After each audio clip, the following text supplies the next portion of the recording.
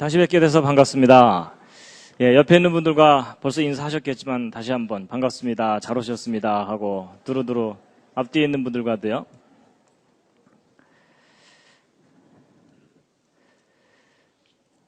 함께 읽으시겠습니다. 시작. 땅과 거기 충만한 것과 세계와 그 중에 거하는 자가 다 여호와의 것이로다. 아멘. 오늘 오신 여러분들을 환영합니다. 제가 오늘도 환영의 뜻으로 꽃을 준비했습니다. 이제 오늘은 11번째 주제인데요. 창세기 1장 1절의 비밀입니다. 함께 읽으시겠습니다. 드디어 이제 오늘 이 창세기 1장 1절을 이제 함께 읽으실 수 있는 기회가 왔습니다. 태초에 하나님이 천지를 창조하시니라 라는 이 말씀인데요.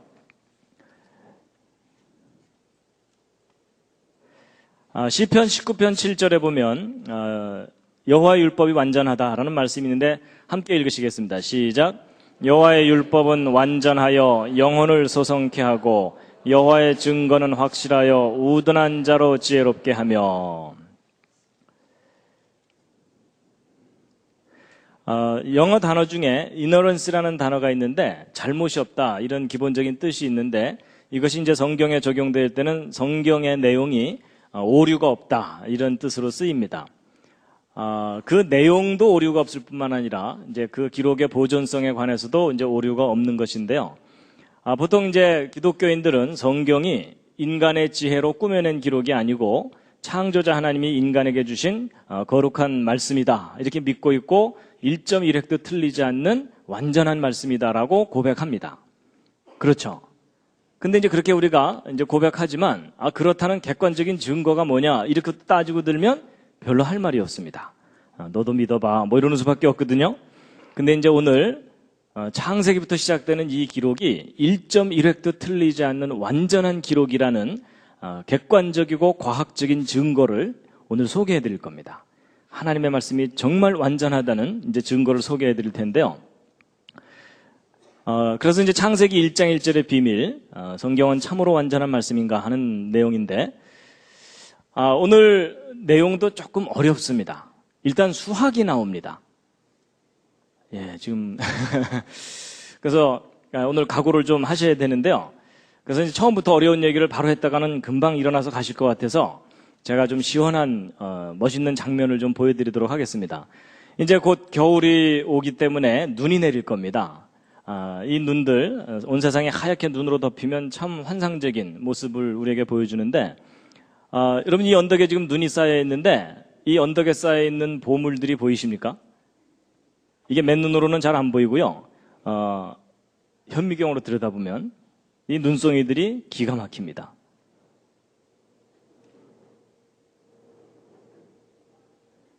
아마 눈을 이렇게 자세하게 보실 기회가 별로 없으실 겁니다. 현미경으로 실험실에서 들여다봐야만 저렇게 보이는 거거든요. 그래서 이제 이 눈송이들이 자랄 때 아주 작은 결정체가 점점 시간이 지나면서 이렇게 크게 이렇게 자라게 됩니다. 눈송이를 좀 감상을 하시겠습니다.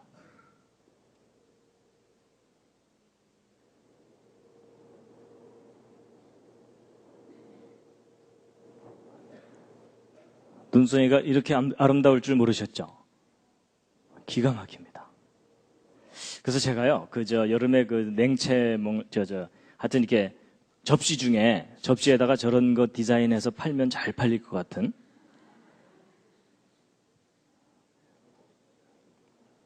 이렇게 디자인되어 있는 접시 하나씩 사시지 않겠습니까? 보통 눈송이를 일반 현미경으로 들여다보면은 이렇게 보이는데 이걸 입체 구조를 볼 수 있는 전자현미경이 있습니다. 전자현미경으로 눈송이를 보면은 이렇게 보입니다. 눈의 입체 구조입니다. 그 모습이 참 다양합니다.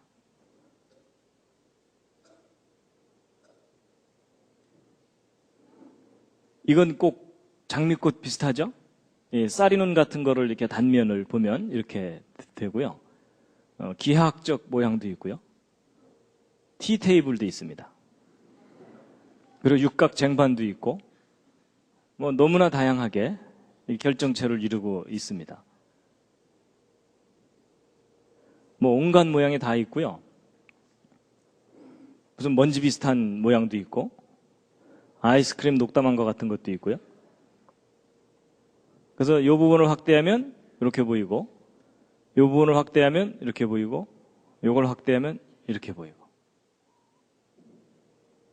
이 부분을 확대한 것이 이 오른쪽 사진이고, 또 이 부분을 확대한 것이 이거고, 더 확대하면 이렇게 보이고, 계속 확대하면 이렇게까지 보입니다.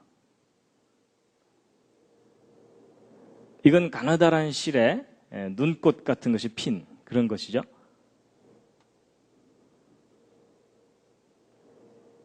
기가 막힙니다. 이런 거 하나 이렇게 브로치 만들어서 딱 달면요.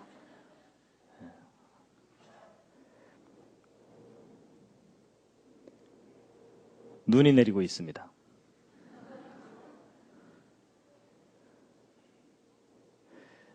그런데 여러분, 이 언덕에 쌓여있는 이 눈송이들 중에 똑같은 모양을 하고 있는 게 하나도 없다는 거 아십니까? 세밀하게 들여다보면 마치 우리 그 지문이 서로 다 다른 것처럼 다 다른 모양을 하고 있습니다. 눈송이의 모양이 온갖 모양입니다. 기본적으로는 이제 육각형, 육각별 모양입니다. 그런데 그 변화가 너무나 무한할 정도로 다양한 모습입니다.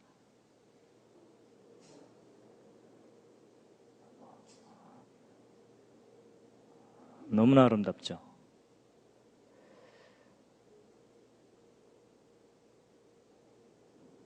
예. 눈송이를 좀 보여드렸는데요. 이제 이거 보여드린 이유가 뭐였냐면, 오늘 강의하려는 이 내용과 뭔가 관계가 있어서 보여드린 겁니다. 자, 여호와 율법은 완전하다 그랬는데, 그 율법에 해당되는 책이 바로 모세 오경입니다. 창세기부터 시작되는 이제 그 말씀이 완전하다라는 것인데요. 보통 이제 모세 오경이라고 하죠. 이 5권의 책을. 지금부터 설명드리는 이 내용은 이 호주에서 발행되는 테크니컬 저널이라고 하는 창조론 관련 논문집이 있는데, 그 논문집에 1993년도에 발표된 어느 한 논문의 내용을 제가 쉽게 이해하실 수 있도록 설명을 드리는 겁니다. 그래서 그 논문의 제목은 요 밑에 이렇게 나와 있습니다. 그래서 근본적인 주장, 신성한 첫 번째 그 메시지, 창세기 1장 1절 속에 초자연적인 설계의 증거가 있다, 이겁니다. 이 창세기 1장 1절부터 시작되는 이 기록은 인간이 기록한 게 인간의 지혜로 기록한 게 아니라 인간을 뛰어넘는 초자연적인 어떤 존재에 의해서 우리 인간에게 주어진 메시지라는 증거가 있다는 겁니다. 그래서요, 이 창세기 1장 1절 이 히브리어 원문을 수학적으로 분석을 해본 겁니다. 그랬더니 너무나 놀라운 증거가 발견된 것인데, 여러분, 이 오른쪽 아래에 있는 이 파란색이 이게 뭐죠? 이게 이스라엘 국기입니다. 이스라엘 국기에 육각별이 그려져 있는데, 이 이스라엘 국기의 이 육각별하고 창세기 1장 1절이 무슨 관계가 있습니다. 그리고 이 왼쪽에 있는 이 그림은 하나님께서 모세를 통해서 직접 지시하셔서 만들게 하신 성막입니다. 그렇죠? 근데 이 성막하고 창세기 1장 1절도 무슨 관계가 있습니다. 그래서 오늘 이런 것들에 관한 비밀을 이제 알려드릴 텐데요. 여러분, 창세기 1장 1절 이 메시지를 수학적으로 분석한다는 말이 언뜻 이해가 잘 안 되시죠? 그렇죠? 그런데 이 히브리어는 이 수학적 분석이 가능한 문자입니다. 그래서요, 히브리어 알파벳을 보시면 모두 22개가 있는데, 그 22개의 알파벳마다 각 알파벳마다 고유한 숫자 값들이 붙어 있습니다. 여러분, 영어에 A, B, C, D에 숫자 값 붙어 있지 않죠? A는 1, B는 2 이런 거 없죠? 우리말 기억, 니은, 디귿도 마찬가지고. 근데 이 히브리어는 알파벳마다 고유한 숫자 값이 이렇게 있어가지고 1부터 10까지, 10에서 100까지, 100에서 400까지 숫자 값이 있어서 알파벳이 곧 숫자입니다. 그래서 이런 것들은 이제 알파 뉴메릭 시스템이라 그래서 문자가 숫자 값을 갖고 있다, 그렇게 하거든요. 근데 이런 구조를 가지고 있는 문자가 히브리어만 있는 게 아니고 헬라어, 라틴어 이런 것들이 숫자 값을 갖고 있는 문자들입니다. 알파벳들입니다. 그중에 가장 독특한 것이 이 히브리어입니다. 그래서 이제 이 히브리어 알파벳에 숫자 값이 있는 것에 대한 실제 예가 성경에 나옵니다. 어디에 나오냐면 여러분 마태복음 1장을 읽어보면 거기 예수님의 족보가 맨 처음에 나오죠.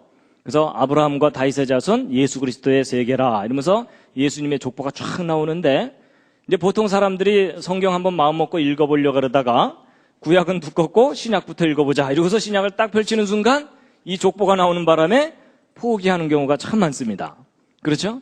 근데 이제 예수님의 족보가 이렇게 길게 나오다가 17절에 그 족보에 대해서 요약이 되어 있는데 함께 한번 읽어보시겠습니다. 시작. 그런즉 모든 대수가 아브라함부터 다윗까지 14대요 다윗부터 바벨론으로 이거할 때까지 14대요 바벨론으로 이거한 후부터 그리스도까지 14대러라. 그래서 여러분 이 예수님의 족보에 14라는 숫자가 3번이나 반복해서 나오죠. 이제 보통 사람들이 마태복음 이렇게 읽다가 뭐 14라는 숫자가 3번이나 나오네 이러면서 그냥 넘어가거든요. 근데 여러분 저 14라는 숫자가 3번이나 반복해서 나오는 이유가 있습니다. 그게 왜 그러냐면 여러분 이 예수 그리스도가 다윗의 자손이라는 것을 강조한 거거든요. 여러분 이 14라는 숫자가 뭐하고 관계되어 있냐면 다윗이라는 이름과 관계되어 있습니다. 여러분 다윗을 히브리어로 표기하면 다위드 이래서 영어로 따지면 DWD거든요. 근데 요것에 해당되는 숫자 값을 여기서 찾아보면 4, 6, 4죠. 요걸 싹 더하면 어떻게 됩니까? 그게 14가 됩니다. 그래서 다윗이라는 이름의 숫자 값이 14입니다. 근데 여러분과 저에게는 생소하지만 이스라엘 사람들에게는 저 정도는 상식입니다. 그러면 이 14라는 숫자가 바로 다윗이라는 이름과 관계된 숫자라는 거거든요. 그러면 이제 왜 14라는 숫자를 3번이나 반복해서 썼는지 그 비밀이 풀립니다. 여러분 마태복음은 누구를 위해서 쓴 복음서냐면 이스라엘 사람들을 위해서 쓴 복음서입니다. 근데 이 이스라엘 사람들에게 예수 그리스도가 메시아라는 것을 소개를 해야 되는데 이스라엘 사람들은 워낙 전통과 족보를 목숨처럼 귀하게 여기기 때문에 이 족보도 없는 집안에서 메시아가 올 거라는 걸 용납을 못합니다. 그래서 그 이스라엘 사람들한테는 족보 얘기부터 해야 마음을 엽니다. 그래서 이 예수 그리스도가 평범한 가문 출신이 아니라 아브라함의 후손일 뿐만 아니라 다윗의 후손이다라는 겁니다. 근데 다윗의 후손이라는 게 무슨 말이냐면 왕족이라는 뜻입니다. 다윗의 후손들이 대대로 왕을 했거든요. 그러니까 이분은 왕이 될 만한 자격이 있는 분이다라는 걸 먼저 얘기를 해주는 겁니다. 그러니까 제발 좀 마음 좀 열어라 뭐 그 얘기입니다. 그런데 바로 이스라엘 사람들의 조상인 아브라함부터 시작해서 아브라함부터 다윗까지 14대, 거기서 바벨론까지 14대, 거기서 예수님까지 14대니까 다윗이라는 이름의 숫자 값으로 3번 이렇게 내려온 존재이기 때문에 평범한 존재가 아니다. 바로 예언된 그분이다. 라는 걸 나타내기 위한 겁니다. 이해가 되시죠? 그래서 이제 결국 이 14라는 숫자가 이 다윗이라는 이름과 관계된 거다라는 걸 이제 알게 되면 풀리거든요. 그래서 이제 이런 예에서 볼 수 있듯이 히브리어는 알파벳마다 숫자 값이 있을 뿐만 아니라 단어에도 숫자 값이 있다는 걸 짐작하시겠죠? 그래서 이제 성경 구약에 있는 히브리어 원문은요, 모든 단어마다 고유한 숫자 값이 있습니다. 그래서 이 히브리어가 숫자 값을 가지고 있다는 것이 어떤 역할을 하냐면요, 성경 원문을 옮겨 적을 때 제대로 옮겨 적었는지 검증하는 방법이 뭐겠습니까? 옮겨 적고 나서 숫자 값 다 합산해보면 1이라도 틀리면 중간에 한 글자 틀린 겁니다. 한 글자 이상. 그래서 성경을 완벽하게 옮겨 적는데 결정적인 기여를 하는 그런 겁니다. 그래서 구약 성경이 완벽하게 보존된 이유 중에 하나도 이 수학적인 속성 때문에 그런 겁니다. 그래가지고 한 가지 참고로 더 말씀드리면요, 여러분 예수, 이제 우리말로는 예수고 영어로는 지저스죠. 근데 그것을 헬라어로 표기를 하면, 여러분 신약 성경은 헬라어로 표기가 돼 있죠. 그래서 예수라는 이름은 미리 예언된 이름입니다. 그렇죠? 아들을 낳으리니 이름을 예수로 하라, 이렇게 해서 미리 예정돼 있는 이름이거든요. 근데 예수라는 이름을 헬라어로 표기하면 이렇게 되는데, 요 헬라어 알파벳의 숫자값, 고유한 숫자값들을 일일이 다 찾아서 이걸 싹 더해보면 예수라는 이름의 숫자값이 재미있게도 어떤 숫자가 나오냐면 888이 나옵니다. 평범한 숫자는 아니죠? 근데 뭐 우연히 저런 거 아니냐 이렇게 생각하실지 모르지만 이제 뒷얘기를 다 들어보시고 나면 이게 절대로 우연이 아닙니다. 저렇게 수학적으로 예수님의 이름이 이미 디자인이 돼 있었던 겁니다. 그래서 이 헬라어도 이제 숫자 값을 갖고 있고, 그래서 여러분 계시록에 보면은 이 888과 비슷한 숫자가 하나 나오죠. 그게 뭡니까? 666이 나오죠. 그래서 총명이 있는 자는 그 수를 한번 세워보아라, 이런 내용이 나오잖아요. 그래서 그 수도 바로 이제 이런 것과 관계된 그런 수입니다. 그래서 이제 이 창세기 1장 1절에 있는 이 기록을 이제 수학적으로 다 분석을 한 건데, 여기 이제 알파벳마다 숫자 값이 이렇게 있거든요. 그래서 이 표에서 이 숫자 값을 다 찾아가지고 각 알파벳의 숫자 값을 딱 이렇게 찾은 다음에 요걸 싹 더하면 그 단어의 숫자 값이 되는 겁니다. 그래서 요 7개의 숫자를 이제 계산을 해서 찾아낸 거고요. 그래서 요 7개의 숫자를 분석해 보고 나서 깜짝 놀란 겁니다. 창세기 1장 1절이 완벽하게 설계된 메시지라는 걸 알게 된 겁니다. 근데 일단 우리는 창세기 1장 1절 오늘 한번 이제 읽어보시겠습니다. 자, 자세를 바로 하시고요. 예전에는 이 성경 함부로 못 읽었습니다. 목욕 재개하고 읽었어야 되는데 오늘 특별히 봐드리겠습니다. 이제 히브리어는 요 굵은 글씨가 자음이고요. 요 밑에 있는 점같이 생긴 것들이 모음입니다. 근데 이제 모음은 처음부터 없었어요. 나중에 이제 그 보음을 붙였기 때문에 원래 원문은 자음만으로 이제 기록되어 있습니다. 그래서 제가 이제 이 자음과 모음의 발음을 영어로 비슷하게 이렇게 써놨습니다. 근데 요 밑에 있는 건 나중에 보시고요. 일단 한번 읽으시겠습니다. 제가 발음이 별로 신통치 않지만 따라서 한번 해보시죠. 베레시트, 뭐 쉽게 그냥 베레시트, 바라, 엘로힘. 어디선가 들어보셨죠? 그렇죠? 예, 엘로힘. 그 다음에 앳, 하샤마임, 베엣. 요게 이제 W인데도 여기에 독일식 발음을 해서 베 이렇게 읽는다고 합니다. 예, 베엣, 하아렛. 어떻게 좀 감동이 오십니까? 거의 머리털 나고 처음 읽으시잖아요. 대부분의 사람들이요. 예. 2번 읽고 외우시겠습니다. 자, 한번 딱 읽으시겠습니다. 베라시트, 바라, 엘로힘, 앳, 하샤마임, 베엣, 하아렛. 그래서 여러분 이 뜻은요, 이 베레시트 제가 밑에 다 써놨습니다. 태초에. 바라라는 단어는 창조하셨다. nothing에서 something을 창조할 때 쓰는 단어입니다. 그 다음에 엘로힘, 전능자 하나님입니다. 하나님의 가장 고유한 이름은 여호와입니다. 그렇죠? 그런데 이제 엘로힘은 전능자 하나님이라는 그런 의미입니다. 그 다음에 에트는 어떤 목적을 나타내는 단어의 앞에 붙이는 건데요. 여기는 요 샤마임이 하늘입니다. 요 앞에는 요 하는 영어로 따지면 정관사 더입니다. 그래서 하늘을 이렇게 돼 있습니다. 그리고 요 베트 할 때 요 뒤에 있는 요 에트는 요 앞에 있는 에트하고 똑같고 여기 꼬부라진 거 하나 붙어 있죠. 요게 영어로 따지면 end입니다. 그리고 이제 아레츠가 땅이고 요 앞에 있는 요 하는 정관사 더입니다. 그래서 태초에 창조하셨다 하나님께서 하늘을 그리고 땅을 이렇게 돼 있습니다. 그래서 우리말 성경은 천지를 하고 한 단어로 되어 있는데 히브리어는 하늘, 땅이 이렇게 나눠져 있습니다. 그래서 한 번 더 읽고 외우시겠습니다. 자, 2글자씩 읽겠습니다. 베레시트 바라, 엘로힘, 앳 하샤마임, 베엣 하아렛.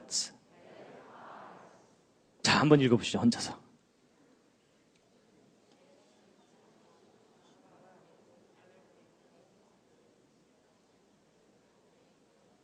여러분, 드디어 방언이 터졌습니다.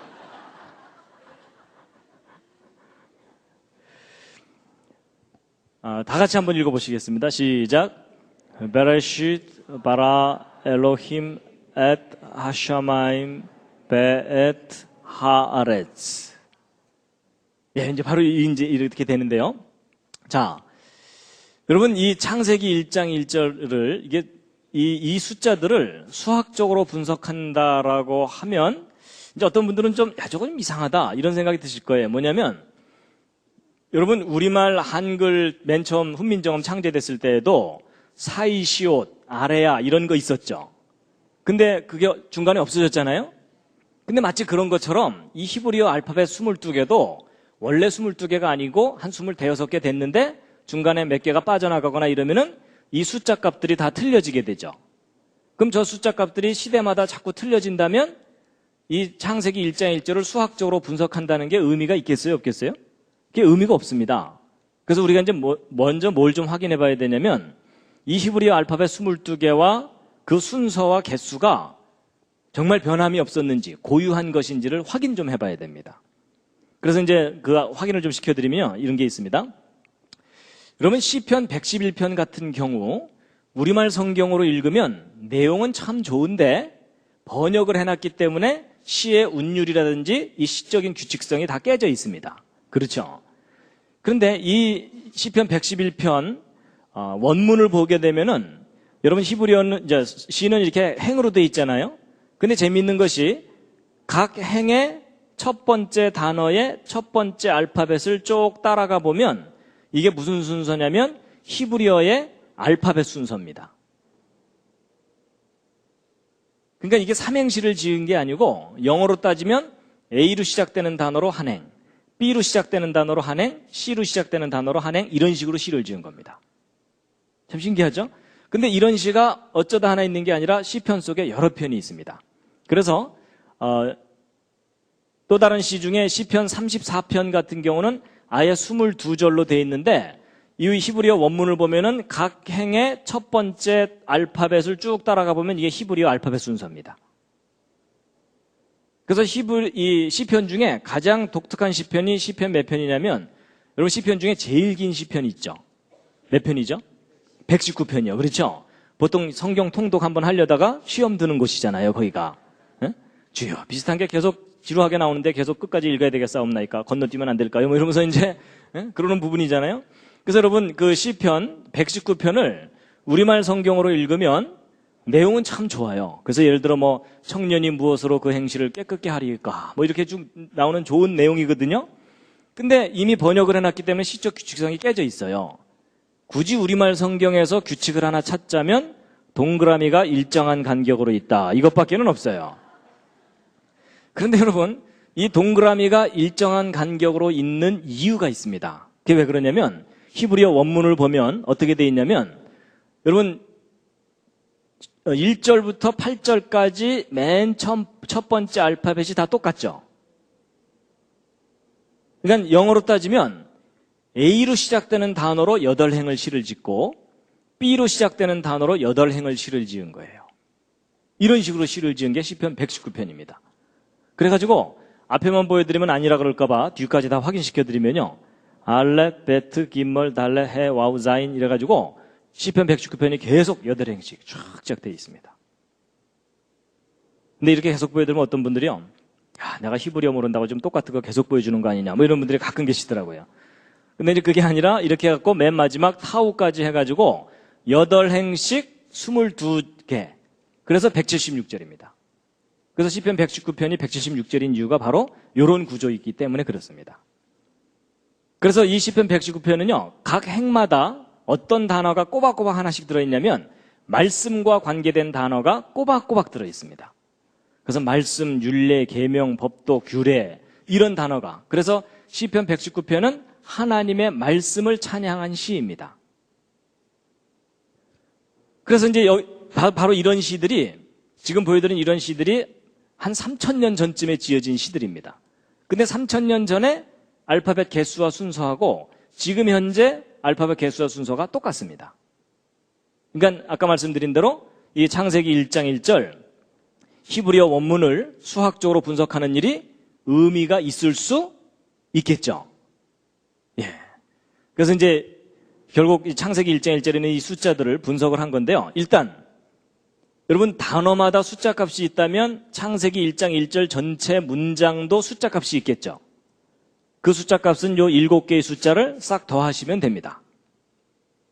각자 출신, 주산, 암산 학원의 명예를 걸고 창세기 1장 1절 이 메시지의 숫자 값을 한번 계산해 보시죠. 얼마가 나옵니까? 네, 하여튼 그건 따로 한번 계산해 보시고요. 자, 지금부터 1분을 드리겠습니다. 1분을 드릴 테니까 이 7개의 숫자를 유심히 보시면서 저 속에 뭔가 특별한 계시가 들어있지 않는가 한번 관찰해 보시기 바랍니다.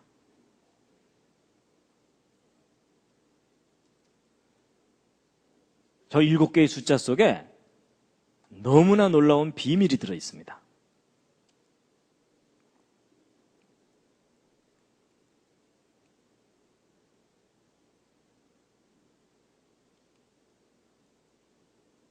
혹시 뭔가가 보이는 분들은 손을 한번 이렇게 들어주시면.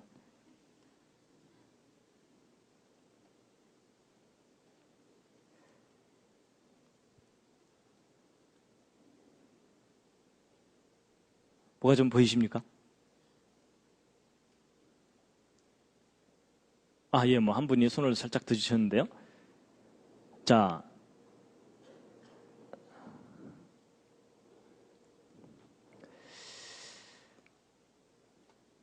뭐가 보이신 분? 뭐가 좀 특별한 게 보인다? 거의 없으실 겁니다. 예, 이거 하루 종일 봐도 안 보입니다. 자, 그런데 이제 보세요. 아주 기본적인 것부터 한번 차근차근 생각해 보겠습니다. 여러분이 7개의 숫자를 딱 보는 순간, 저 속에 뭔가 특별한 게 들어있겠구나라는 생각이 드는 그런 숫자들입니까? 아니면 그냥 평범한 숫자들처럼 보이십니까? 그냥 평범한 숫자들처럼 보이시죠? 저 속에 뭐 특별한 게 들어있을 거라고 생각이 안 되시죠? 근데 그 점이 참 중요합니다. 너무나 평범한 숫자들이라 저 속에 뭔가가 들어있을 거라는 걸 아무도 몰랐어요. 그런데 놀랍게도 저 평범한 저 숫자들 속에 하나님께서 기가 막힌 비밀을 넣어두셨거든요. 여러분 옆에 있는 분 한번 살짝 보시죠. 평범해 보이십니까? 아주 특별해 보이십니까? 예, 그냥 옆집 아저씨죠? 근데 여러분 옆에 앉은 분이 평범해 보인다고 무시하지 마시기 바랍니다. 그 안에 얼마나 귀한 게 들어있을지 아무도 모릅니다. 여러분 보통 예수님이 등장하는 그 영화 같은 걸 보면 예수님이 참 미남으로 나오죠. 근데 그게 별로 성경적이지 않다는 거 아십니까? 여러분 성경을 참고해 보면은 예수님의 외모에 대해서 어느 정도 나오거든요. 예수님은 절대로 미남이 아니셨습니다. 그래서 여러분 이사야서에 보면요. 그가 이제 메시아예요. 메시아 그분은 주 앞에서 자라나기를 연한 순 같고 마른 땅에서 나온 줄기 같아서 이렇게 돼 있는데 여러분 마른 땅에서 나온 줄기 보셨습니까? 멋있는 경우가 거의 없습니다. 그렇죠? 빌빌빌 해갖고 도대체 저게 구실이나 제대로 할까 이럴 정도로 아주 볼품없거든요. 그래서 우리의 보기에 흠모할 만한 것이 없도다 이렇게 돼 있어요. 예수님의 그 외모에 관해서. 그래서 여러분 여기 계신 분 중에 제일 잘생긴 분은 결코 예수님을 닮은 분이 아닙니다. 상당히 위로가 되시죠? 그래서 여러분 평범하다고 무시하시면 안 됩니다. 그래서 이 7개의 숫자가 저 속에 아무것도 없을 것처럼 생각됐는데 놀라운 사실이 여러분 이 7개의 이 숫자들을 2개 또는 3개씩 이렇게 한번 더해봤어요. 더해봤더니 예를 들어 태초에 하나님이 요 두 숫자 값을 더했더니 999가 나와요. 뭐 어쩌다 하나는 나올 수 있겠죠? 그런데 창조하셨다 하늘을 요 세 단어의 숫자 값을 더했더니 또 999가 돼요. 좀 이상하죠? 그래서 이번에는 하나님, 하늘, 땅 요 세 숫자를 더했더니 이 세 숫자를 더하면은 777이 나와요. 점점 이제 우연이 아닐 거라는 생각이 드시죠? 그리고 하나님, 하늘, 땅 요 세 숫자를 더했더니 888이 나오는 거예요. 자, 이제 이 대목에서 이제 문과분들은 감이 안 오실 겁니다. 뭐 우연히 그럴 수 있겠지 이런 생각이 드실지 모르지만요. 여러분 숫자에 대해서 약간 감각이 있는 분들은 저게 절대로 우연히 일어날 수 있는 일이 아닙니다. 여러분 오늘 밤에라도 집에 가서 한번 해보세요. 아무 숫자나 7개 써놓고 그중에 2개, 3개씩 더했을 때 저런 규칙성을 갖는 숫자가 어쩌다 하나 발견되는 건 가능할 수가 있는데 4개나 발견되는 것은 확률적으로 거의 불가능합니다. 이게 무슨 얘기냐면 누군가가 일부러 저렇게 수학적으로 디자인을 해놓지 않는 이상 저런 일은 일어나지 않는다는 얘기입니다. 그럼 누군가가 일부러 이렇게 해놓은 거라는 뜻이잖아요? 그럼 적어도 이 메시지를 생각한 그 사람은 저 내용을 알고 있었다는 뜻일 겁니다. 근데 여러분 이 999, 888, 777의 기본 숫자가 111이죠. 그럼 이 111이 이제 정수배가 되는 숫자들인데, 이 111이 이제 열쇠를 갖고 있는 숫자인데, 자, 이게 이제 무슨 수하고 관계되어 있냐면요. 여러분, 동전을, 예를 들어 탁구공이 이렇게 있으면, 그 탁구공, 똑같은 크기의 탁구공을 옆에다 딱 붙이면은 정확하게 6개가 딱 붙습니다. 그리고 이런 식으로 해서 계속 붙여나가게 되면은 아주 질서정연한 패턴이 얻어지는데, 이 우주의 가장 기본적인 질서라고 볼 수 있는 이제 건데, 이 공을 가장 컴팩트하게, 가장 짜임새 있게 이제 조밀하게 쌓을 수 있는 구조입니다. 근데 이제 이게 바로 저런 구조가 어디서 발견되냐면, 여러분 성경에서는 금, 정금을 아주 귀하게 여기거든요. 근데 금을 이렇게 눈으로 볼 때는 안 보이는데, 전자현미경으로 그 내부 구조를 조사해 보면 금을 이루고 있는 원자들이 이런 식으로 배열되어 있습니다. 그래서 여러분이 손오공처럼 조그매져 갖고서 저 금속을 들어가잖아요. 그러면 원자들이 이렇게 군대처럼 배열되어 있는 것을 보시게 됩니다. 아주 장관이죠. 그래서 참고로 재미있는 장면을 하나 보여드리면요.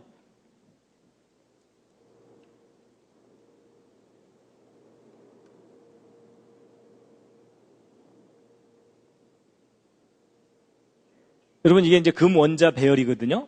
근데 이런 질서정연한 패턴들이 조화를 부립니다.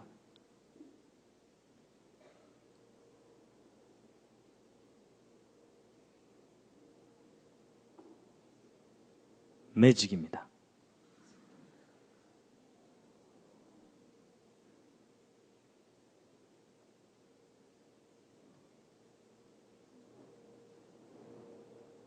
어지러우시죠?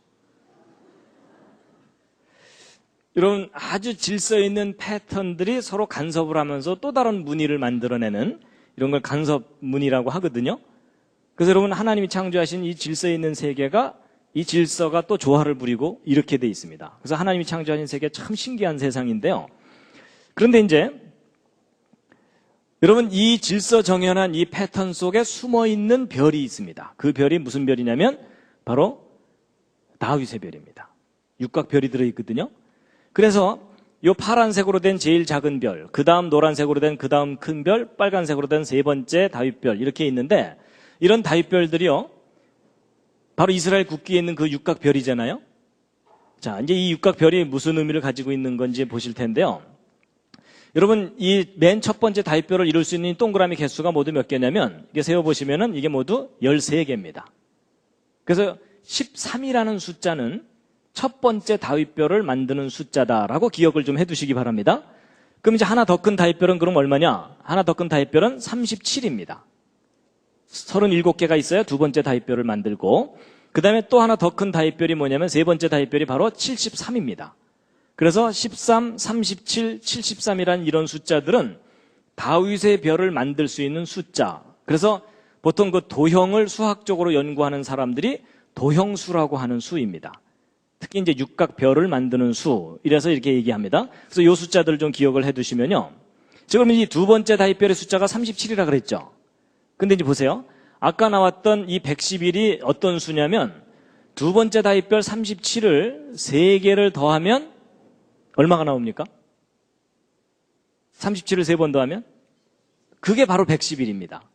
그럼 이 111은 다윗별 3개를 더한 숫자인데, 그것에 또 정수배들이니까 결국 이 숫자들 속에는 뭐가 잔뜩 들어있는 거겠어요? 다윗의 별이 잔뜩 들어있는 거예요. 그러니까 창세기 1장 1절 속에 다윗의 별이 잔뜩 반짝반짝 들어있는 겁니다. 그런 수학적 구조를 갖고 있어요. 그래서 창세기 1장 1절과 다윗의 별이 무슨 관계가 있어요, 수학적으로. 그 다음에 이제 여러분, 이 우주의 가장 기본 질서가 수학적 질서입니다. 그래서 우리 초등학교, 옛날에는 초등학교, 이제 국민학교 들어가면은 맨 처음 배우는 것이 1, 2, 3, 이거 숫자 배우죠? 그래갖고 이제 1, 2, 3 이렇게 해서 쭉, 1, 2, 3 이렇게 쭉 나가는데, 이렇게 쭉 계속 나가다 보면 계속 정삼각형을 이루죠. 그래서 이 오른쪽 숫자들은 정삼각형 수라고 하는 숫자들입니다. 1, 3, 6, 10 이렇게 되죠? 그래서 이걸 이제 정삼각수라고 하는데, 삼각수. 근데 이제 아까 여러분 창세기 1장 1절 이 7개의 숫자를 싹 더하면 얼마가 됩니까? 혹시 계산해 보신 분 계십니까? 얼마죠? 2701, 2701 맞는지 한번 보겠습니다. 맞았습니다. 그래서 여러분 이 창세기 1장 1절의 메시지가 2701이거든요. 근데 여러분 저 숫자가 무슨 특별한 숫자처럼 보이지 않으시죠? 근데 이 숫자가 아주 특별한 숫자인데 무슨 수냐면 여러분 1부터 계속 정삼각형을 이루어 나가면 73번째 정삼각수입니다. 2701이. 그럼 이게 무슨 말이냐면 이 중에 1이라도 빠지거나 1이 더 들어가면은 정삼각형이 안 된다는 뜻이죠. 정확하게 73번째 정삼각수예요. 그래서 창세기 1장 1절 메시지의 숫자 값이 정삼각형을 이루고 있는 거예요. 근데 이제 이것만 얘기해드리면 뭐 우연히 그럴 수도 있지 이러실까봐 제가 하나 더 보여드리면 여러분 창세기 1장 1절 메시지 중에 제일 뒤에 있는 이 두 단어가 땅을 이렇게 돼 있어갖고 땅의 창조에 관한 것이거든요. 여러분 천지 창조 중에서 땅의 창조가 중요하죠. 안 중요하다고 생각하시는 분들은 지구를 떠나주시기 바랍니다. 여러분 하나님의 창조에 가장 관심이 있는 부분이 땅이에요. 우리 인간이 있잖아요. 그렇죠? 그래서 땅의 창조가 중요한데 이 땅의 창조에 해당되는 이 두 단어의 숫자 값을 더하면 703이 나오거든요. 그런데 저게 또 평범한 숫자가 아닙니다. 이 숫자가 무슨 수냐면 37번째 정삼각수입니다. 자 보세요. 여러분 아까 천지창조 전체 메시지는 73번째 정삼각수라 그랬죠? 근데 땅의 창조에 해당되는 것은 37번째 정삼각수라 그랬죠? 둘 다 정삼각수예요. 근데 재미있는 것은 37과 73을 곱하면 도로 2701이 됩니다. 아직 정신을 잃으시면 안 됩니다. 이게 무슨 얘기냐면 이 창세기 1장 1절이 너무나 완벽하게 수학적으로 짜여져 있는 거예요. 신기하죠? 이거 우연히 저럴 수 있는 게 아닌데 그래가지고 이거 창세기 1장 1절 이거 너무 신기한데 근데 여러분 아까 보세요. 37, 73 어디선가 본 듯한 숫자죠. 이게 바로 아까 다윗의 별 숫자들이었어요. 놀랍게도 다윗의 별 숫자 값들을 곱했더니 천지창조 숫자 값이 나오는 거예요. 그러니까 창세기 1장 1절과 다윗의 별이 너무나 완벽하게 수학적 조화를 이루고 있는 거예요. 그래갖고 이게 창세기 1장 1절 이게 너무 신비로운 메시지다. 응? 수학적 구조가. 그래서 이번에는 뭘 또 들여다봤냐면요. 혹시 이 알파벳 개수에도 무슨 의미가 있는 게 아니냐. 이래갖고 여러분 첫 단어 알파벳 6개입니다. 모음은 안 따지고 자음만 따지는 겁니다. 두 번째 단어 3개, 5개, 2개, 5개, 3개, 4개 이렇게 있고 창세기 1장 1절을 이루고 있는 알파벳 개수는 모두 28개예요. 근데 여러분 첫 단어, 첫 문장이잖아요. 여러분 성경에서는 항상 첫 번째 것을 중요하게 여기죠. 그럼 이제 첫 단어가 6개, 첫 문장이 28개인데 여러분 6하고 28이라는 숫자가 무슨 특별한 숫자처럼 여겨지지 않으시죠? 근데 여러분 이것은 수학자들에게 아주 특이한 숫자입니다. 수학자들이 완전수라고 부르는 수입니다. 퍼펙트 넘버. 완전수가 무슨 뜻이냐면요. 여러분 6이라는 숫자는 1로도 나눠지고 2로도 나눠지고 3으로도 나눠지죠. 근데 자기를 나눌 수 있는 숫자를 싹 더하면 자기 자신이 되는 수를 완전수라고 얘기합니다. 성경적인 의미의 완전수가 아니라 수학적 완전수. 그리고 28도 마찬가지입니다. 28도 1로도 나눠지고 2로도 나눠지고 4로도 나눠지고 14로도 다 나눠지죠.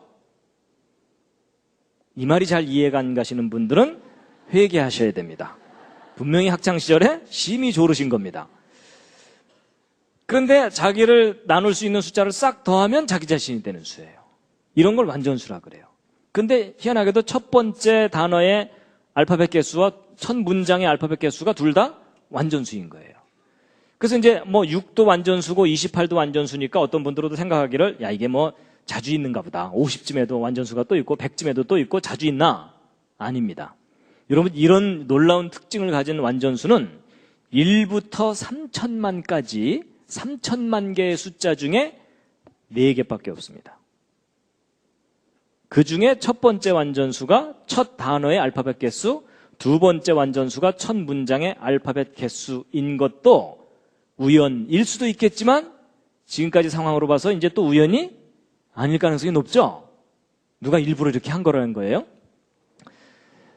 그리고 또 재밌는 것은 이 6하고 28이 아까 말씀드렸던 정삼각수 중에 세 번째 정삼각수, 일곱 번째 정삼각수예요.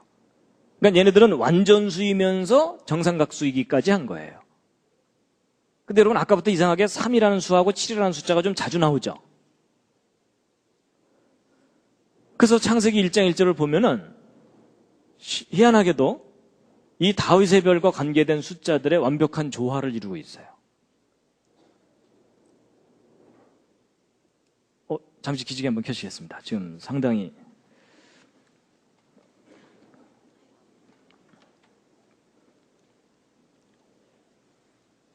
몸 풀고 하겠습니다. 좌양조 하셔서 옆에 있는 분 안마를 좀 시원하게 해드리겠습니다. 좌양조 하셔서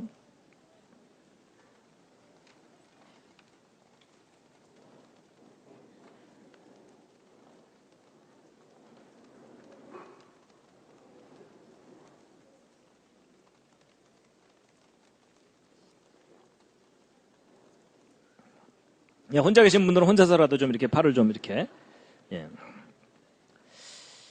반대로도 해주시고요. 반대로도.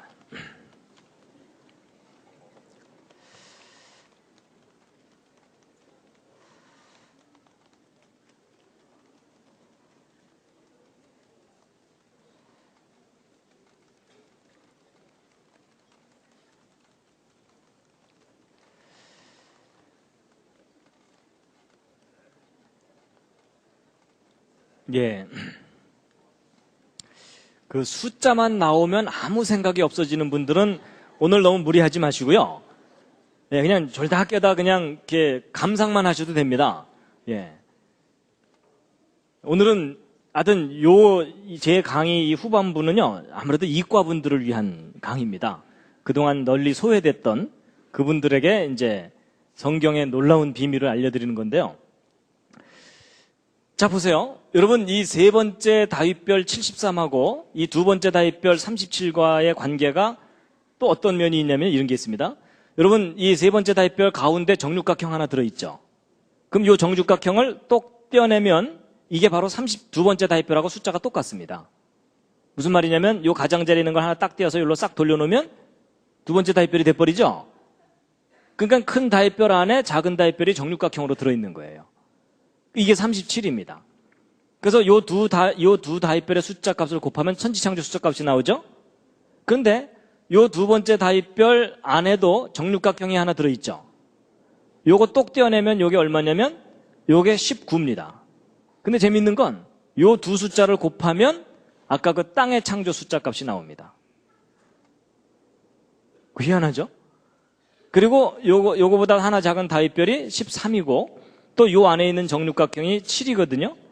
근데 이 7, 13, 19, 37, 73, 이 육각형이나 육각별을 이루는 이 숫자들은 수학으로 보면은 이게 다 소수입니다. 소수. 소수는 영어로 프라임 넘버라 그래서 1과 자기 자신 이외에는 안 나눠지는 숫자입니다. 뭐 2로도 안 나눠지고 3으로도 안 나눠지고 다른 수로 나눠지지 않는 수예요. 그런 희한한 숫자들로 창세기 1장 1절이 이루어져 있습니다. 근데 여러분, 이 다윗의 별은 기본적으로 정삼각형과 정육각형이죠. 근데 여러분, 정삼각형과 정육각형의 가장 작은 단위가 3하고 7입니다.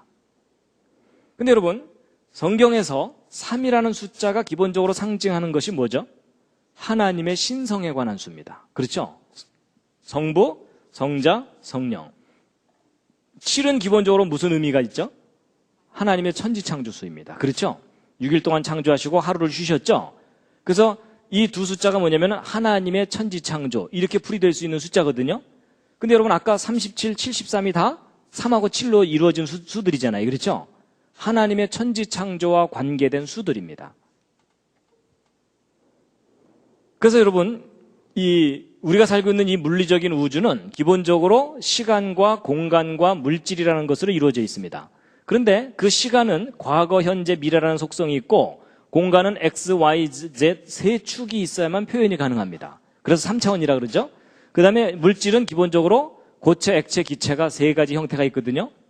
그래서 희한하게도 이 우주는 3이라는 속성으로 이렇게 짜여져 있습니다. 그래서 이제 저것을 나름대로 이렇게 생각하는 분들이 있습니다. 이 우주를 창조하신 창조자 하나님께서 우리 사람에게 하나님 자신의 모습을 세 가지로 표현하셨거든요. 아버지 하나님, 아들로서 이 땅에 오신 하나님, 성령 하나님. 그래서 창조하신 그 하나님의 그 삼위의 그 속성이 그분이 창조하신 이 우주 안에 이러한 패턴으로 표현되어 있는 게 아니겠느냐라고 이해를 하는 분들도 있습니다. 그건 참고로 말씀을 드렸고요. 그래서 어쨌든 이 창세기 1장 1절이 놀랍게도 다윗의 별과 아주 강하게 관련이 되어 있는데요. 아까 제가 그 눈송이를 보여드렸던 이유가 이제 바로 그겁니다. 여러분 보세요. 이 눈송이를 보시면은 다윗의 별 모양이죠. 그렇죠? 여러분 이스라엘 국기도 그 속에 다윗별이 있잖아요. 저 다윗의 별이 어떤 메시지하고 관련이 있다고요? 태초에 하나님이 천지를 창조하시라는 메시지예요. 그래서 그 다윗의 별, 그러니까 창세기 1장 1절을 의미하는 상징이 다윗의 별입니다. 그러니까 이스라엘 국기가 펄럭일 때마다 무슨 메시지가 펄럭이는 거겠어요? 태초에 하나님이 천지를 창조하시니라라는 메시지가 펄럭이는 겁니다. 여러분 그 보통 그 자동차 타고 가다 보면은 빨간 바탕에 하얀 줄 하나 있는 거 있죠? 그게 무슨 뜻입니까? 진입 금지죠. 그렇죠? 아니 제가 무슨 말을 하려는 거냐면요. 여러분 팻말에다가 진입 금지 이렇게 써놓는 것보다는요. 동그라미에다가 하얀 바탕만 딱 그려놓고 나면 멀리서도 보면서 아 절로 들어가지 말라는 거라는 것을 아주 금방 알 수 있죠. 그런 걸 상징이라고 얘기하잖아요. 마찬가지입니다. 태초에 하나님이 천지를 창조하시라는 이 긴 메시지를 하나의 상징으로 딱 표현한 상징이 그게 뭐겠습니까? 그게 다윗의 별입니다. 그러니까 우리가 다윗의 별을 보면 어떤 메시지를 떠올려야 돼요? 이걸 이제 이 내용을 알았다면 태초에 하나님이 천지를 창조하시니라. 이제 이해가 좀 되셨습니까? 그럼 여러분 이 눈송이 디자인하신 분이 누구죠? 하나님이시죠. 그럼 하나님께서 저 눈송이 굳이 저런 모습으로 디자인을 하셨잖아요. 그러면 저 눈송이가 우리에게 상징하는 메시지가 뭐겠습니까? 태초에 하나님이 천지를 창조하시니라.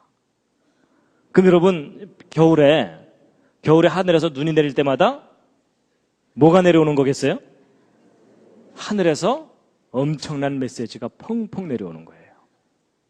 그럴 줄 모르셨죠? 하늘에서 내려올 때마다. 여러분 이럴 때 쓰는 말이 뭔지 아세요? 귀 있는 자는 들을지어다. 그래서 여러분 금년 이제 곧 첫눈이 내릴 거 아닙니까? 괜히 좋아하지 마시고요.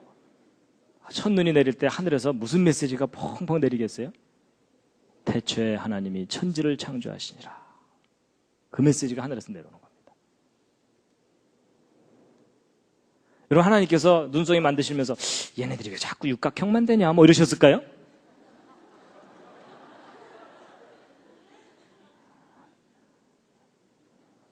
무슨 의미인지 아시겠죠?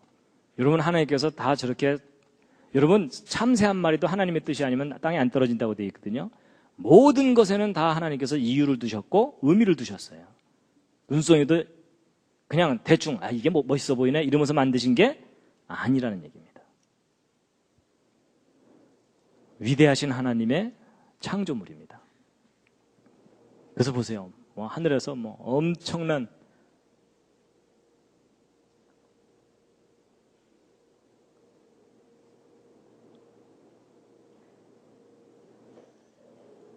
이 눈송이 속에 그 메시지가 들어있는 줄 모르셨죠?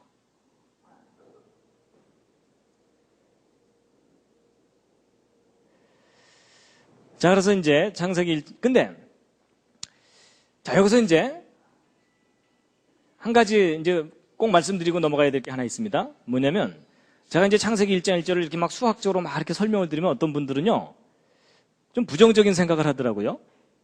별 이상한 짓을 다 하네. 뭐 이런 반응을 보이는 분들이 실제 있어요. 근데 여러분 이제 이 부분을 차분하게 잘 생각하셔야 됩니다. 여러분 이 창세기 1장 1절 이 메시지가 인간이 꾸며낸 거라면은 좀 이상한 것일 수 있겠지만 창세기 1장 1절 이 메시지는 근본적으로 누가 우리에게 주신 메시지죠? 창조자 하나님이 우리에게 주신 메시지거든요. 그러면 이 창세기 1장 1절 히브리어 원문 속에 지금 쭉 설명드렸던 이 수학적 구조가 들어있는 것을 창조자 하나님께서 아셨을까요? 모르셨을까요? 당연히 아셨겠죠. 혹시 모르셨을까요? 모르시고 이제 쫙 선포를 해 두셨는데 나중에 막 수학자들이 저 내용을 막 발견해내니까 하나님 깜짝 놀라셔갖고 저런 게 다 들어있었네.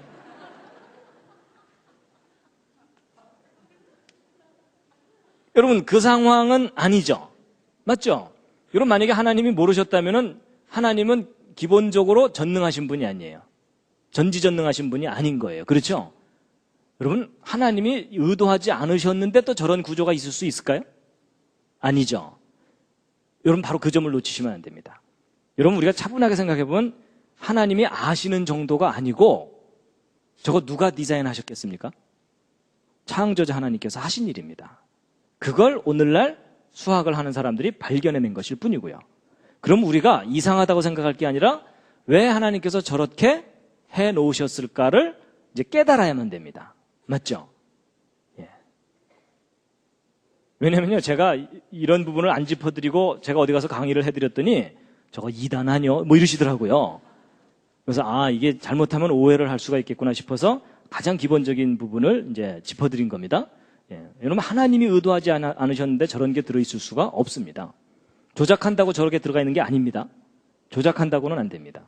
인간이 조작한다고 될 수 있는 일이 아닙니다.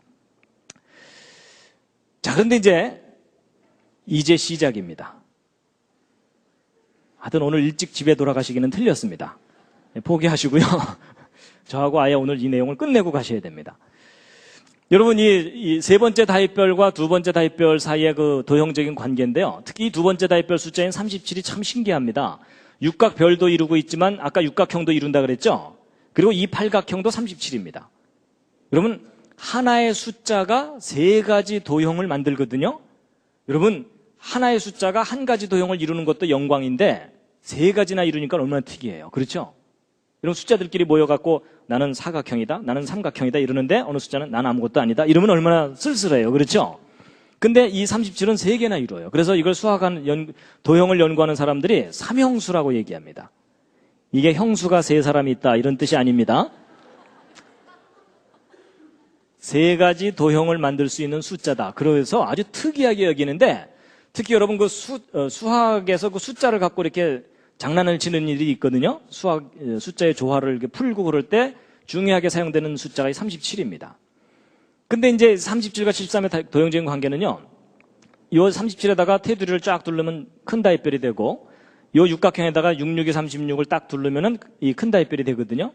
근데 마치 이 패턴 관계가 6일 동안의 창조와 하루의 안식 뭐 이런 것을 의미하는 게 아닌가라고 해석되는 그런 구조를 갖고 있고 그리고 이제 이 36이라는 숫자, 66이 36이라는 숫자도 평범한 숫자가 아니고요.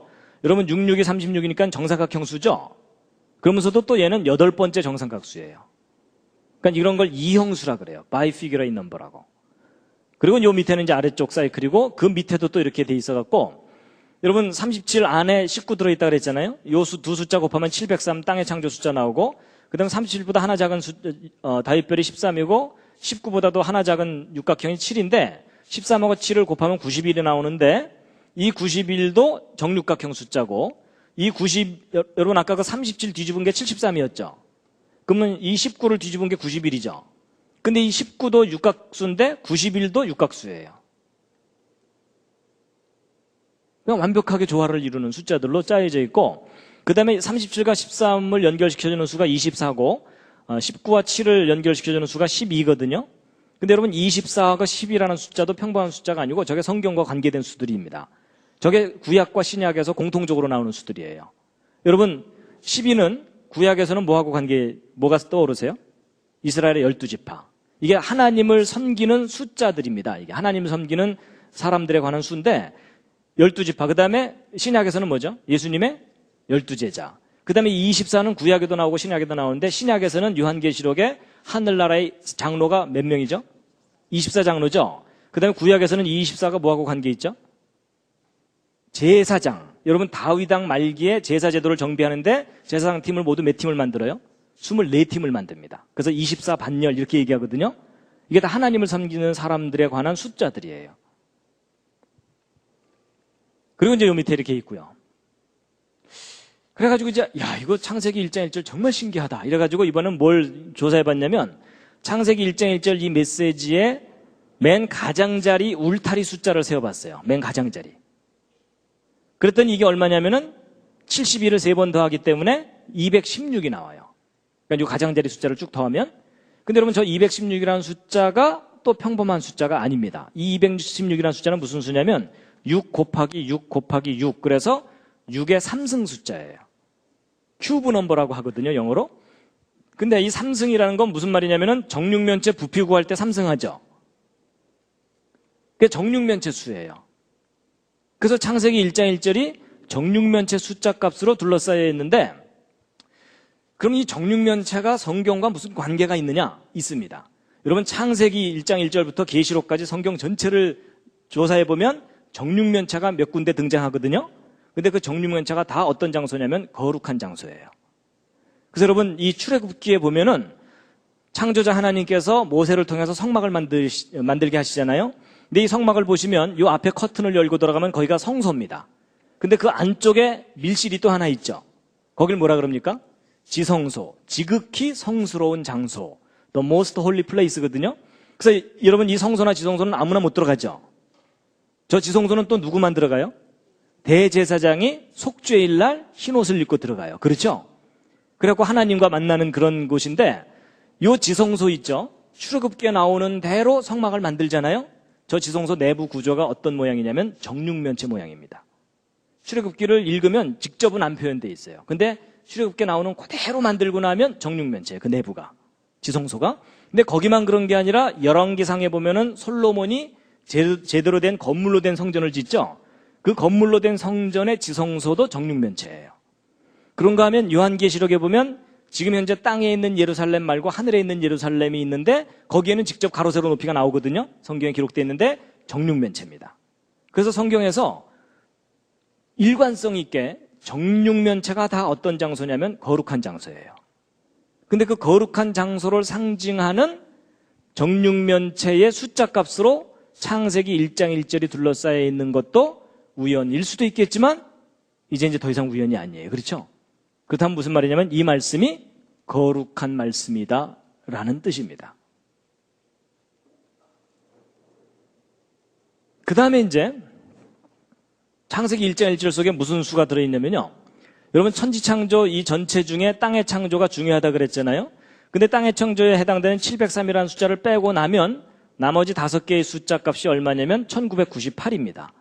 근데 여러분 이 1998이 무슨 수냐면요.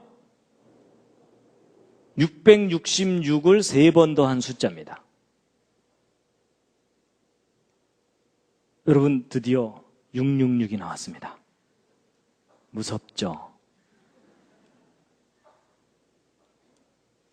여러분 아까 그 계시록에 나온다고 하는 666 있죠? 그 숫자가 놀랍게도 창세기 1장 1절 속에 저렇게 수학적으로 계시가 돼 있어요. 근데 여러분 이 666도 정삼각형 수예요. 36번째.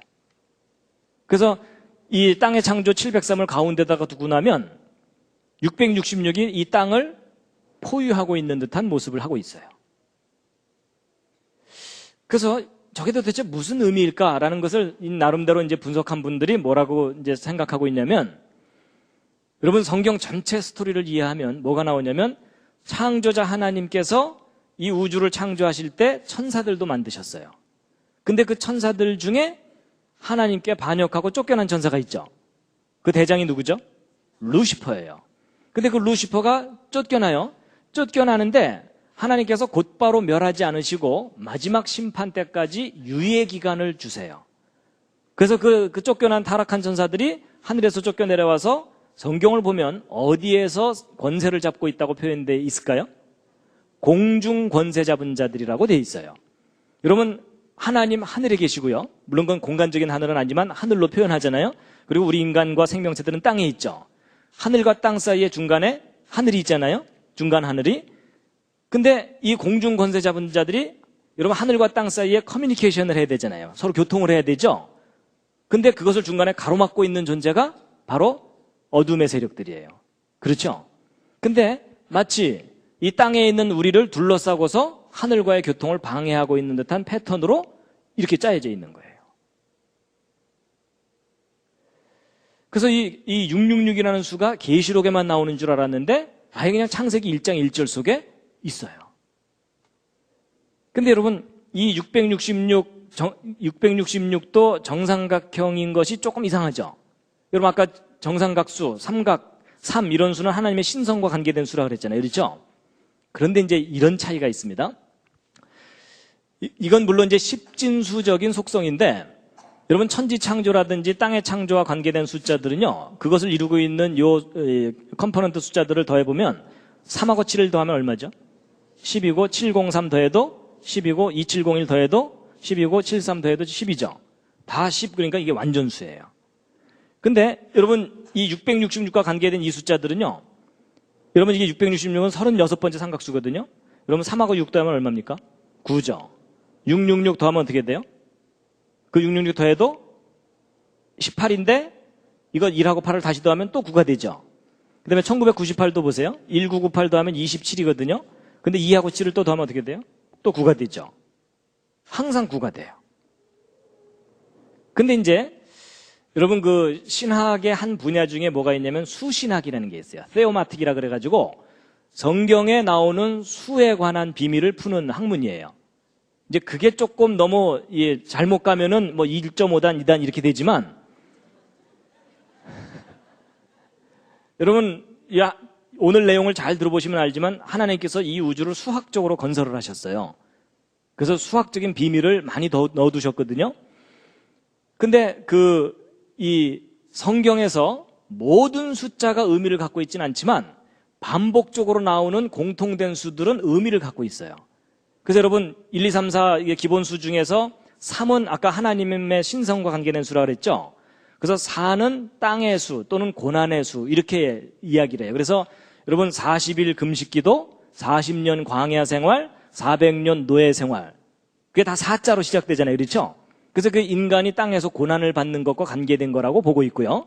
이제 5는 기적의 수라고 얘기하고 7이 천지창조 완전수죠. 근데 6은 뭐냐면 안식이 없는 창조까지이기 때문에 이 6째 날에 인간도 창조되고 그래서 안식이 없는 창조이기 때문에 불완전한 수예요. 7이 완전수고 8은 그러면 뭘 상징하는 것 같습니까? 새로운 시작입니다. 새로운 출발. 그래서 여러분 노아 방주에 몇 명 탔죠? 8명이요. 그 8명 방주에 탄 사람들만 그 다음 세상을 다시 시작해요. 그리고 성경을 보면은 산의 아이가 태어나면 난지 며칠 만에 할례를 해줘요? 8일 만에 할례 해주죠? 새로운 시작을 의미하는 겁니다.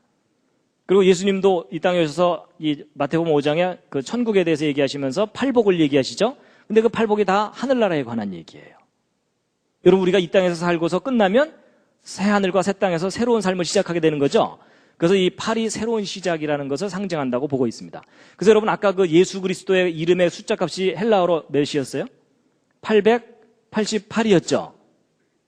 예수 그리스도와 함께하면 새로운 세상을 다시 시작할 수 있다는 것이 상징적으로 그 속에 들어있다고 보고 있어요. 그래서 아들을 낳으려니 이름을 예수라 하라고 아예 정해주셨어요. 그리고 이제 아까 10이 완전수라 그랬죠? 그럼 9는 뭐냐? 완전하지 못한 불완전한 수예요. 그래서 뭐 반역의 수, 거절의 수 이렇게 이제 의미를 부여합니다. 근데 이 666과 같은 이런 부정적인 의미를 갖는 적그리스도의 수라고 하는 저 수가 9로 이렇게 돼 있어요. 그럼 이게 무슨 말이냐면요. 사탄은요.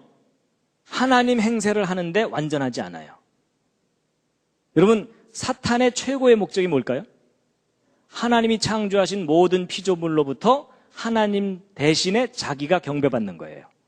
그래서 여러분 예수님 시험할 때도 내게 경배하라고 그러잖아요. 그렇죠? 근데 여러분 가짜가 진짜 행세를 해야 되는 거잖아요. 사탄이 자기가 하나님인 척 해야 되잖아요. 그러니까 가짜가 진짜 행세를 하려면 진짜 닮아야 되는 거 아시죠? 그래서 여러분 나이키, 나이스 이런 거 있잖아요. 아디다스, 아디도스 뭐 이런 거 기억하시죠? 그래서 여러분 보통 대부분의 사이비 이단 종교들이 정통 종교를 모방하는 이유가 정통 종교를 모방해야 장사가 잘 되거든요. 이해가 되시죠? 그래서 사탄도요, 자기가 독자적으로 비즈니스를 못하고 꼭 자기가 하나님인 척하면서 사람들을 유혹하고 거짓말로 속여서 지옥으로 데리고 가는 겁니다. 그러니까 사탄도 자기도 삼각형을 666이 정삼각수거든요. 자기도 하나님인 척하는데 문제는 사탄은 항상 부족해. 완전하지 못해요. 그래서 하나님과 사탄의 차이가 뭐냐면 여러분 나중에 성경을 보시면 그 사탄이요 막 하늘에서 불을 내리기도 하면서 사람들을 할 수 있거든 미혹하게 할 거라고 돼 있어요. 막 기적을 일으킨다는 뜻이에요. 그런데도 그러면서 사람을 미혹하게 한다고 돼 있기 때문에 사탄도 능력이 아주 커요. 근데 하나님과 사탄의 차이는 완전하신 분과 완전하지 못한 존재의 차이입니다. 그래서 이제 그런 의미가 이 속에 다 들어있다라고 보고 있습니다. 자, 이제 여기까지 쭉 설명을 드렸는데,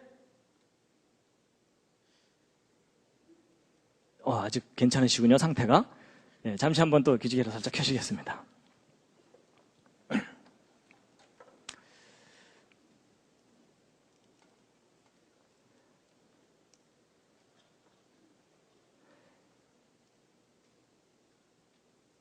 하여튼 중간에 주무셔도 괜찮습니다. 나중에 결론 얘기할 때 깨시면 됩니다. 자, 이런 모든 설명을 바탕으로 정말 중요한 결론을 오늘 말씀드리게 될 텐데요. 여러분, 이 창세기 1장 1절 속에 담겨 있는 아주 놀라운 비밀을 지금 말씀드린 건데, 어쨌거나 수학에 관심이 없으셨어도 오늘 좀 놀라셨죠? 창세기 1장 1절 속에 이런 놀라운 비밀이 들어있을 줄 까맣게 모르셨잖아요? 그래서 이제 창세기 1장 1절에 놀라운 게 들어있다는 걸 이제 알려드리고 나면 사람들이 궁금해하는 게 하나 있어요. 그게 뭐냐면 1장 1절만 그런가? 그렇거든요. 그래서 이제 궁금해하실 것 같아서 제가 그 뒤를 좀 잠깐 보여드리면, 그래서 창세기 1장 2절의 첫 번째 단어의 숫자 값을 조심스럽게 더해봤어요. 무슨 일이 벌어지나? 그랬더니 2701에다가 302를 더하는 거잖아요. 그랬더니 얼마가 나오냐면은 3003이 나와요. 근데 이 숫자가 또 평범한 숫자가 아니에요. 이게 무슨 수냐면 77번째 정삼각수예요. 또 아니면 창세기 1장 1절만 저렇게 완벽하면 됐지? 그 다음 메시지의 첫 단어도 그 완전함과 강하게 연결이 돼 있어요. 뿐만 아니라 이 8번째 단어의 숫자 값을 더하고 난 다음에 이 앞에 있는 이 세 단어는 태초에 하나님이 창조하셨다 이고, 그 뒤에 있는 이 단어들은 피조물들이에요. 하늘, 땅 이런 것들이거든요. 그런데 이 5개의 피조물에 해당되는 이 단어의 숫자 값들을 싹 더했더니 얼마가 되냐면 1801이 나와요. 근데 이 숫자가 또 평범한 숫자가 아니고요. 이 수가 천지창조 전체 2701 정삼각형에 내접하는 가장 큰 정육각형이 있거든요. 이 숫자 값이 1801이에요. 그리고 이 정육각형의 한 변의 길이가 25고 높이가 49고 맨 가장자리 둘레값이 144인데 25는 5의 제곱, 49는 7의 제곱, 144는 12의 제곱, 다 제곱수예요. 제곱수라는 얘기는 정사각형 수라는 뜻이에요. 그러면서 5 더하기 7은 12, 뭐 이렇게까지 짜여져 있어요. 이제 거의 표정이 이제 포기하신 표정입니다. 네? 자, 이제 이쯤에서 빨리 결론을 좀 내달라는. 자, 그래서 이제 마지막으로 총정리한 그림입니다. 이거는요. 여러분, 요 작은 다윗별 하나가 37 다윗별이라고 한번 해보세요. 그리고 이것을 73개를 모아서 큰 다윗별을 만든 거예요. 그러니까 각각이 37인데 그게 73개 모여있으니까는 어쨌든 전체 값, 숫자 값은 2701이죠. 요게 창세기 1장 1절 메시지 숫자 값이라 그랬죠. 그러니까 창세기 1장 1절을 이제 총 정리해 놓은 다윗별이에요. 근데 요걸 분석해 보면 세 파트로 나눌 수가 있는데, 이 파란색으로 된 중심 부분, 빨간색으로 된 가장자리 부분, 그 경계면에 까만색이 이렇게 있죠. 근데 이 파란색의 개수는 19개고 까만색 별의 개수는 18개고 이 가장자리에 있는 것은 모두 6, 6이 36, 그래서 36개인데 각각이 37이잖아요. 그래서 이 숫자 값들을 곱하면은 파란색은 703, 땅의 창조 숫자 값이 나오고, 그 다음에 이 두 번째 이 까만색은 666 숫자가 나와요. 그리고 이 가장자리 수는 이 1332가 나오는데 이게 지금 4자리의 숫자가 돼서 그렇지 1하고 2를 더하면 3이죠. 3이 아까 하늘의 수라 그랬죠. 그렇죠? 하나님 신성과 관계된 결국 무슨 얘기냐면 하늘과 땅 사이를 누가 가로막고 있어요? 666이 가로막고 있어요. 오 마이 갓. 놀랍게도 성경 창세기 1장 1절 속에 계시록에 나오는 그 내용이 계시가 되어 있는 거예요. 그래서 여러분 성경에 어떤 말씀이 있냐면요. 창조자 하나님께서 무슨 말씀하시냐면 내가 태초에 장래일을 다 말하여 놓았다. 이 얘기를 하세요. 근데 너희들이 나중에 맨 마지막에 그 모든 걸 다 확인하게 되면 꽤 놀랄 거다. 이러셨어요. 그리고 결론이 뭐냐면 그런즉 너희가 나를 여호와인 줄 알리라. 내가 이 모든 역사를 처음부터 끝까지 섭리하는 존재인 줄을 너희가 알게 될 것이다. 이런 얘기를 하십니다.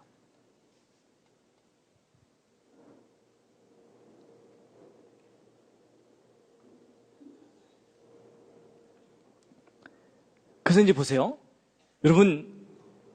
여러분이나 저는 이미 하나님을 믿고 성경을 믿으니까 성경을 귀하다고 생각하잖아요. 근데 여러분 일반 사람들은 일반 이 인본주의적인 교육을 받은 대부분의 사람들은 성경, 특히 창세기를 신화라고 생각해요. 그것도 이스라엘 사람들의 허술한 신화고 중동 지방에 나돌던 여러 신화를 베껴서 나름대로 자기들 신화를 만든 거다라고 그렇게 해석을 합니다. 근데 여러분 허술한 신화라고 생각하는 그 창세기의 제일 첫 번째 메시지가 수학적으로 분석해 보니까 이렇게 완벽해요. 여러분 과학의 가장 기초가 수학이에요. 그렇죠? 그러니까 수학적이라는 말은 과학적이라는 말과 같은 말이에요. 창세기 1장 1절 절대로 허술한 신화가 아닙니다. 자, 여러분 지금까지 이제 설명드린 내용 다 잊어버리셔도 괜찮습니다. 시험 안 봅니다.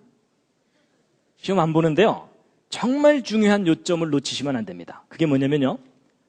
여러분 이 창세기 1장 1절에 이 28개의 알파벳으로 된 이 메시지 중에 알파벳 하나라도 빠지거나 다른 알파벳이 끼어 들어가면 이 숫자 값들이 틀려지죠. 근데 여러분 이 숫자 값들이 1이라도 틀려지면 지금까지 여러분들에게 설명드렸던 그 완벽한 구조가 안개처럼 사라져버려요. 맞죠? 알파벳 하나라도 잘못되면. 여러분 혹시 성경 말씀 중에 뭐 떠오르는 말씀 있지 않으십니까? 1.1획이라도. 여러분 2000년 전에 창조자 하나님께서 사람의 모습으로 오셨어요. 예수 그리스도이시죠. 그렇죠? 근데 그 예수 그리스도께서 마태복음 5장에 산상수훈 중에 무슨 말씀을 하시냐면 내가 율법이 뭐냐면 이 모세오경이에요. 그렇죠? 창세기부터 시작되는 율법이나 선지자나 폐하러 온 줄로 생각지 말라. 자, 이제 내가 왔으니까 율법 없던 걸로 치자. 이러려고 오셨다는 게 아닙니다. 폐하러 온 것이 아니고 완전케 하려고 왔다. 그러시면서 그 다음 하시는 말씀이 뭐냐면 내가 진실로 너희에게 이르노니 천지가 없어지기 전에는 이 율법에 이 창세기부터 시작된 이 율법에 1.1획이라도 반드시 없어지지 아니하고 다 이루리라 하신 그 말씀이 사실입니다. 여러분이 창세기부터 시작되는 이 말씀 중에 인간이 마음에 안 든다고 알파벳 하나라도 빼뜨리거나 다른 알파벳을 집어넣게 되는 순간 그 완전한 메시지가 사라져버립니다. 그 완전함이.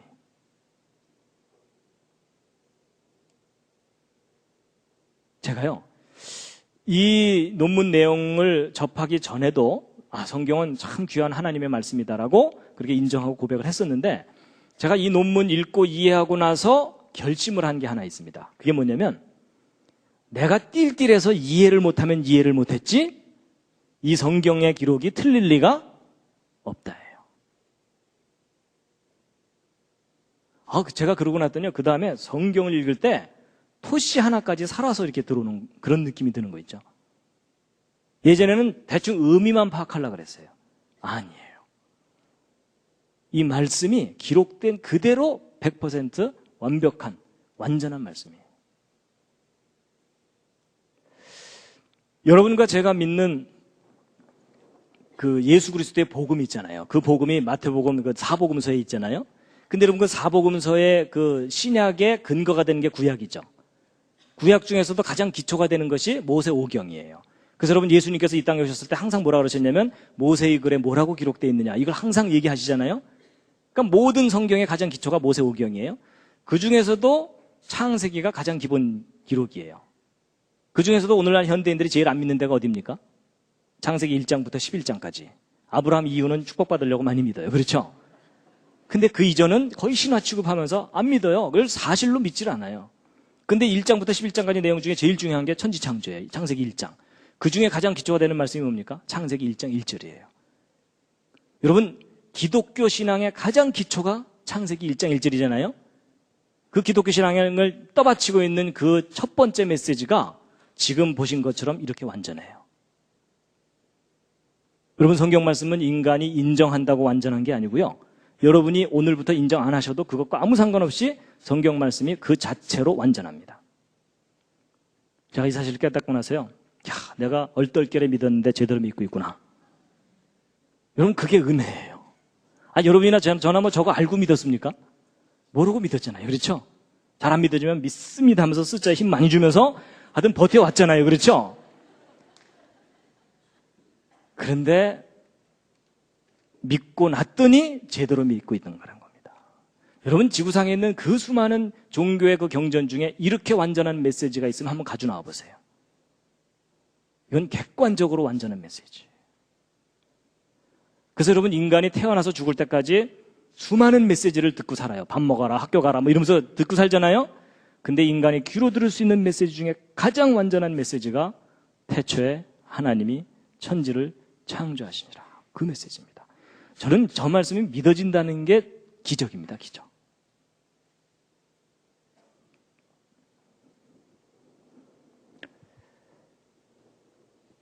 함께 한번 읽으시겠습니다. 시작. 여호와의 율법은 완전하여 영혼을 소성케 하고 여호와의 증거는 확실하여 우둔한 자로 지혜롭게 하며 여호와의 교훈은 정직하여 마음을 기쁘게 하고 여호와의 계명은 순결하여 눈을 밝게 하도다. 아멘.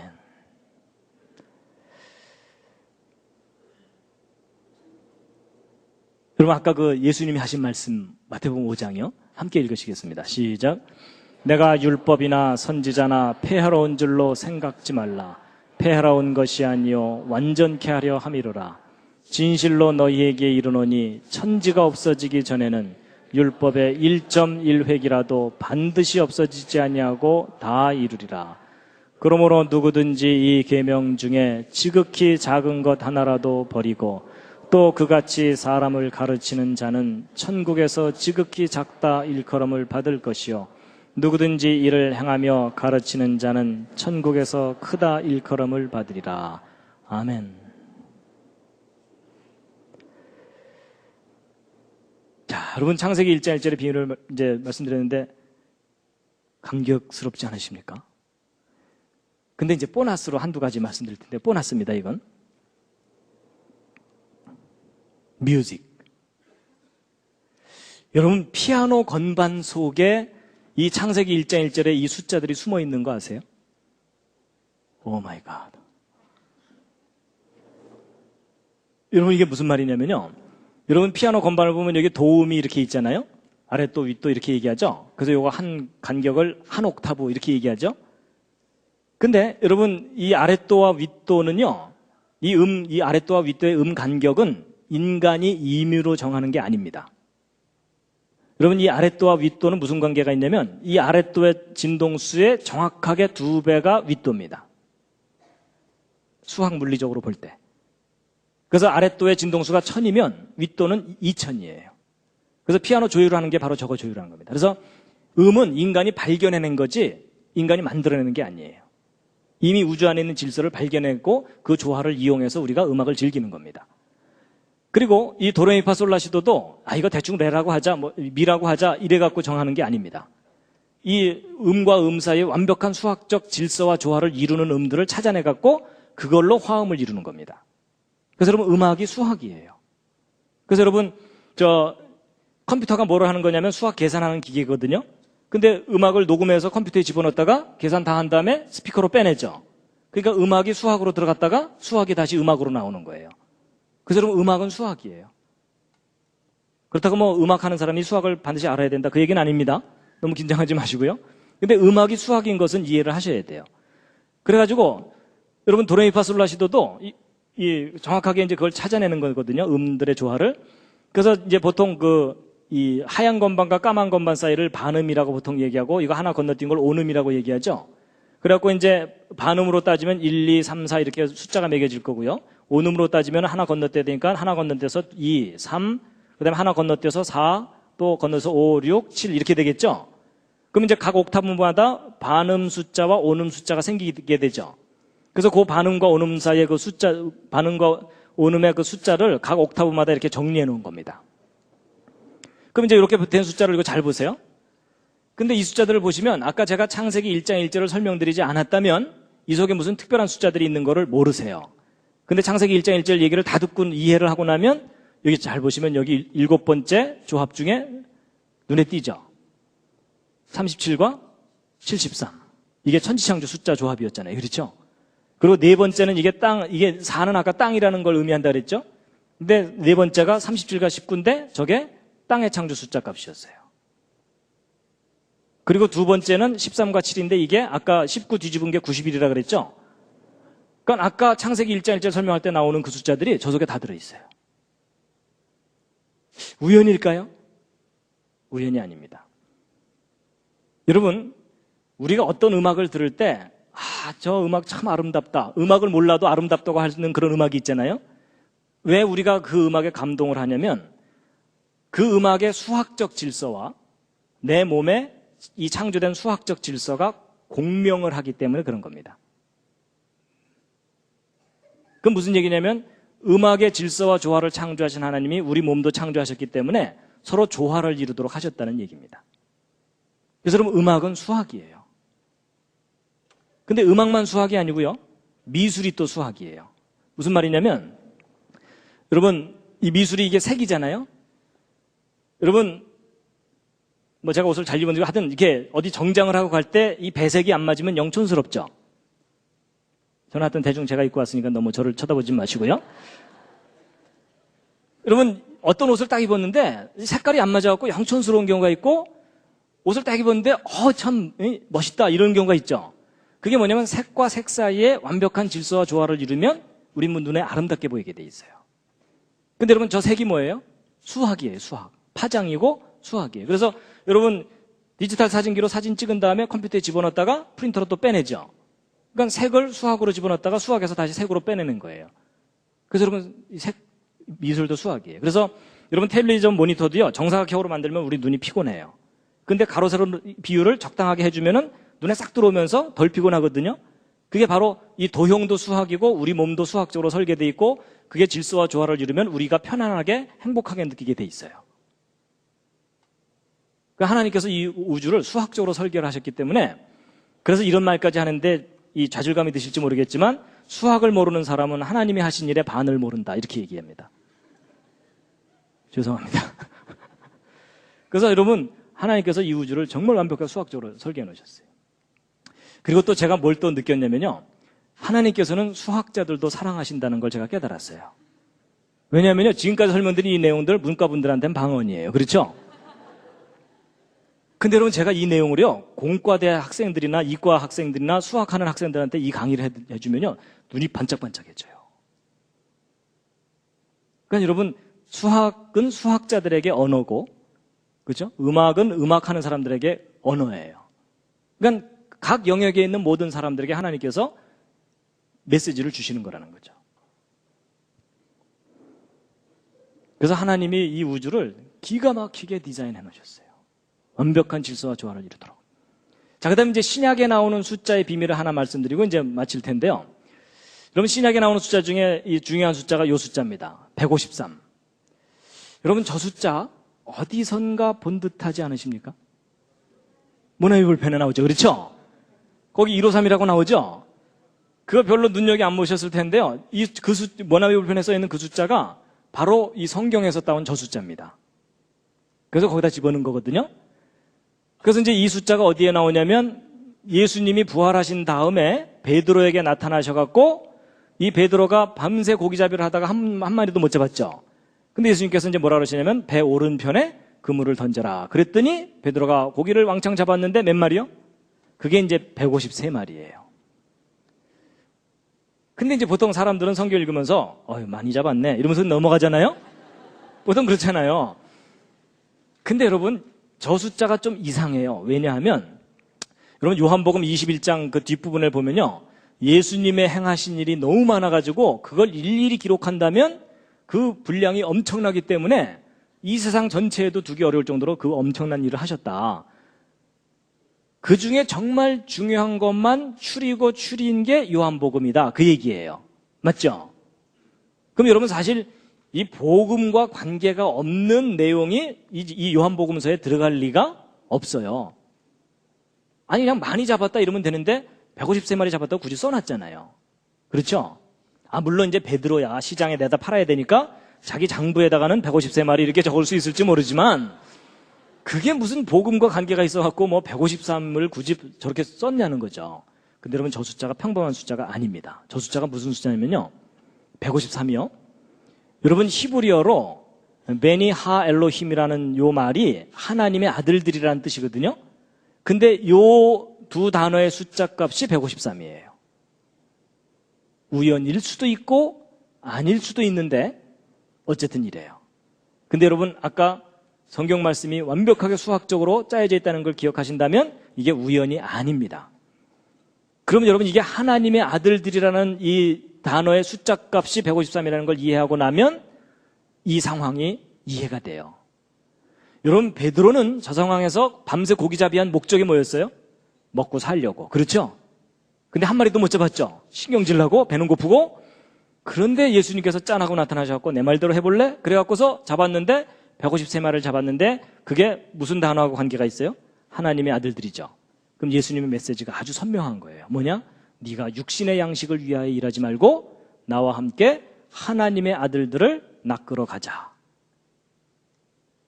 여러분 예수님께서 맨 처음 베드로를 부르실 때도 그때도 고기 잡고 있을 때 부르셨잖아요. 그렇죠? 그러면서 뭐라 그러셨어요? 사람 낚는 어부가 되게 할 것이다 라고 데려가셨잖아요. 근데 예수님 따라다니다가 결국 마지막에 그냥 기절해버렸죠. 그렇죠? 예수님은 끝까지 따라가지 못하고. 그런데 예수님이 그때 다시 나타나셔갖고 하나님의 아들들이라는 사인을 주시는 거예요. 그리고 이 특징만 있는 게 아니고요, 이 153은 또 무슨 또 다른 속성이 있냐면요, 153은 17번째 또 정삼각수예요. 근데 여러분 1하고 7을 더하면 8이라 그랬죠? 새로운 시작과 관계되어 있어요. 그렇죠? 근데 여기서 끝나는 게 아니에요. 이 숫자가 무슨 숫자냐면, 여러분 153의 숫자가 어떤 숫자냐면 153은 1하고 5하고 3으로 이루어져 있죠. 근데 각각을 3승을 해보세요. 세제곱을 하면은 1하고 125하고 27이 되죠. 요 세 숫자를 한번 더 해보세요. 얼마가 나옵니까? 도로 153이 돼요. 거의 뭐 이해를 하신다기보다는 지금 거의 감상을 하시는 수준이 되셨습니다. 여러분 이런 수를 뭐라 그러냐면 트리플 큐브 넘버라 그러는데 각각을 3승을 했으니까 정육면체를 의미하는 거죠. 그렇죠? 근데 정육면체가 3개라는 얘기예요. 근데 여러분 아까 정육면체가 어떤 장소하고 관계되어 있다고 그랬죠? 지성소인데 저희가 거룩한 장소죠.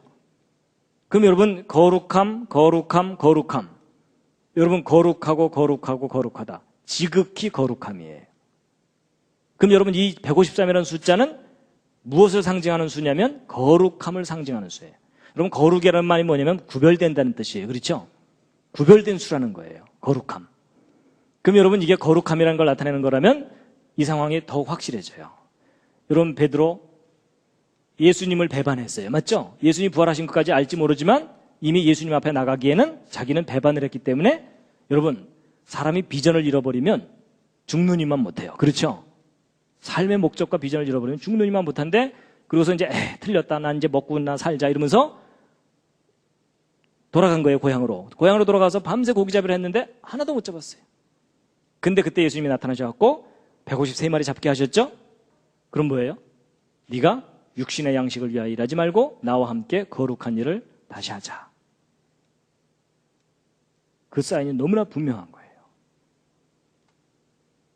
근데 이제 여러분 그렇다고 또 오해하시면 안 됩니다. 베드로가 이제 일단 셌으니까는 153이라고 썼을 거 아니에요. 그래서 이제 베드로가 이제 한 마리, 두 마리, 세 마리, 네 마리 쫙 이러다가 맨 마지막에 153 이러는 순간 무릎을 탁 꿇고 오 주여 이게 트리플 큐브 넘버이옵나이다.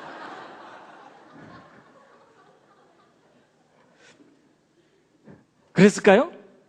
아닙니다. 여러분 베드로는 저런 내용을 구체적으로 알 리가 없어요. 왜냐하면 성경을 보면 베드로는 일자무식 어부라고 돼 있어요. 맞죠? 그러니까 베드로가 저걸 알 리가 없어요. 근데 베드로는 저런 내용을 몰라도 저 정도 상황이면 예수님을 따라가게 돼 있어요. 왜냐하면 자기가 예수님을 배반했는데 직접 찾아오셔갖고 물고기를 그렇게 많이 잡게 하셨다는 얘기는 여전히 자기에게 관심이 있다는 얘기잖아요. 그렇죠? 그렇다는 얘기는 저 정도 되면 이제 베드로는 다시 그물을 버려두고 예수님 따라가게 돼 있거든요. 그러면 베드로가 알아듣지 않아도 될 저 153의 비밀은 도대체 누구를 위한 거냐 하는 거겠죠. 그렇죠? 어렵지 않습니다. 153이 거룩함을 나타내는 것이고 그게 트리플 큐브 넘버이고 거룩함을 나타내는 것이라는 것을 이해할 수 있는 모든 사람을 위한 메시지입니다. 바로 여러분과 저입니다.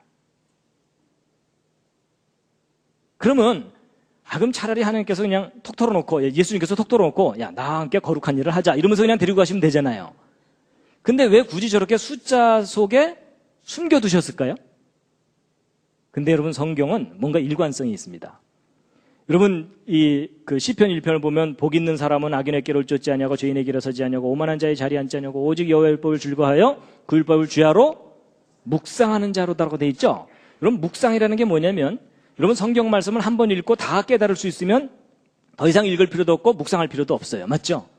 근데 왜 하나님께서 우리에게 묵상을 하게 하시냐면은 한 번 읽고서는 뜻이 들어오지 않는 중요한 것들을 그 속에 숨겨두셨어요. 그건 되새기고만 알 수 있는데 단순히 명상만 한다고 되는 일이 아니에요. 하나님이 창조하신 이 모든 세상을 이해를 하고 하나님 말씀을 함께 이해해야만 알 수 있는 것들을 넣어두신 거거든요. 그렇다면 성경을 사랑하지 않는 사람은 절대로 성경을 묵상을 못합니다. 맞죠? 하나님의 말씀을 사랑하는 사람들에게 하나님 말씀을 되새기다가 이런 놀라운 것을 숨겨두셨구나 하고 발견하게 하신 거예요. 보물을 발견하게 하시는 거죠. 이해가 되십니까? 예. 그래서요, 여러분 이 트리플 큐브 넘버는 세 자리 숫자 중에 있을 거거든요. 그럼 100하고 999 사이에 이 숫자들 속에 있을 텐데 트리플 큐브 넘버가 딱 4개가 발견됩니다. 그러니까 우주에 있는 숫자 중에 딱 요 4개만 트리플 큐브 넘버인데 153은 방금 베드로의 물고기 설명드렸죠? 370은 37 다윗별 10개거든요. 그러니까 이것도 완전함과 관계된 거고요. 근데 371, 이것도 3의 3승, 7의 3승, 1의 3승을 더하면 371이 되거든요. 근데 저 숫자는 성경에서 여간해서 찾기 힘들어요. 근데 저 숫자가 무슨 숫자인지 혹시 아세요? 이게 무슨 수냐면요. 노아가 방주에 들어가 있던 날짜 수예요. 오 마이 갓. 여러분 노아가 방주에 들어가 있던 날짜 수가 정확하게 371일이에요. 근데 노아 방주가 어떤 장소예요? 거룩한 장소예요. 거기 들어가야만 그 다음 세상을 가요. 거룩함이에요. 그리고 이제 407은 이것도 여간해서 숫자 찾기 힘든데 창세기 1장 1절에 땅을 할 때 요거 숫자 값입니다. 근데 여러분 요 에트라는 숫자가 목적을 나타내는 그 단어라 그랬죠? 근데 요 에트라는 단어가 히브리어 알파벳의 22개 중에 맨 첫 번째 알파벳과 맨 마지막 알파벳으로 돼 있어요. 여러분 지금까지 이 모든 내용을 다 이해하고 나면 히브리어 알파벳 순서와 개수조차도 누군가가 디자인한 거예요. 맞죠? 분명히 그 오리진은 하늘에 있어요. 그렇죠? 그렇다면 알파와 오메가, 처음과 마지막. 여러분 이 지구는 하나님이 창조하신 시점이 있고 마지막 심판하시는 마지막이 있습니다. 그 가운데 여러분과 제가 살고 있는데 지금 거의 끄트머리에 왔어요. 그 다음에 여러분 이 13다윗별은 지금까지 설명을 제대로 안 드렸는데 13다윗별은 뭐하고 관계되어 있냐면요. 첫 번째 다윗별은 유일하신 하나님과 관계된 다윗별입니다. 그래서 여러분 신명기 6장 4절이 그 쉐마라 그래서 이스라엘아 들으라 이렇게 돼 있거든요. 함께 읽으시겠습니다. 시작. 이스라엘아 들으라. 우리 하나님 여호와는 오직 하나인 여호와시니 너는 마음을 다하고 성품을 다하고 힘을 다하여 내 하나님 여호와를 사랑하라. 그래서 바로 이제 이 신명기 6장 4절을 히브리어로 그 원문이 바로 이거거든요. 들으라 이스라엘아, 야훼 우리 하나님은 유일하신 여호와이시니, 이렇게 되어 있습니다. 근데 여러분, 이 문장의 숫자 값을 계산하면 1118이거든요. 근데 이 1118이 13 곱하기 86으로 나눠질 수가 있는데, 이 13은 에하드라고 하는 하나라는 단어의 숫자 값이고, 86은 아까 그 엘로힘 있죠? 엘로힘의 숫자 값이에요. 그러니까 이 문장을 줄이면은 한 분이신 하나님이라는 뜻이에요. 그런데 또 재밌는 것이 뭐냐면, 오직 하나인 여호와시니 그랬을 때 야훼 에하드 이렇게 돼 있는데, 여러분 이 하나라는 단어도 13이지만 요 여호와라는 우리말로 여호와라고 번역된 요 하나님의 고유한 이름도 숫자 값이 26인데 26은 13을 두 번 더한 거죠. 그러니까 13 다윗별들로 이루어진 메시지예요. 오직 하나인 여호와, 하나님. 그래서 그 히브리어 단어 중에요, 이 하나라는 단어도 13이라는 숫자 값이고요, 아비라 그래서 이게 my father란 뜻이거든요. 나의 아버지라는 요 단어도 숫자가 13이에요. 그리고 사랑이라는 단어도 아하바인데 또 재밌게도 이게 13이에요. 그래서 연결을 해보면 한 분이신 나의 아버지는 사랑이시라, 이렇게 돼 있어요. 그래서 하나님이 사랑이신 것을 수학적으로 증명하라, 이러면 저거 설명하면 돼요. 그리고 이제 저거 들고서 마지막 하나님께서 우리를 미워하시면 사랑이시래매요, 이러면서 우리가 대들면 돼요. 그렇죠?